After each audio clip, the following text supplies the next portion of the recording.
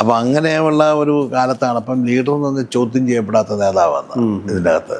ഒരുപാട് പ്രതിസന്ധികളിലൂടെ ഞാൻ ഓർക്കുന്നതെന്ന് വെച്ചാൽ ഞങ്ങൾ ഈ അടിയന്തരാവസ്ഥയൊക്കെ കഴിഞ്ഞതിന് ശേഷം നമ്മളിപ്പോൾ ഒരു പ്രകടനം നടത്തുമ്പം കെ കരുണാകരൻ സിന്ദാബ, ഇന്ദിരാഗാന്ധി സിന്ദാബ, നീ അയ്യൊക്കെ പളരുന്ന സമയത്ത് വിളിച്ചാൽ അപ്പം അടി കിട്ടുമായിരുന്നു. അടി കിട്ടുമെന്ന് വെച്ച് കഴിഞ്ഞാൽ CITUക്കാർ ഒക്കെ ഞങ്ങളിപ്പോൾ ബസ് സ്റ്റാൻഡിന് മുമ്പിൽ കൂടെയൊക്കെ പറഞ്ഞ CITU, അന്ന് CITU എന്ന് പറഞ്ഞാൽ ഭയങ്കര അട്രോസിറ്റീസ് എപ്പോഴും ഉണ്ടാക്കിക്കൊണ്ടിരിക്കുന്ന ആളുകളാണ് ഏത് സമയം.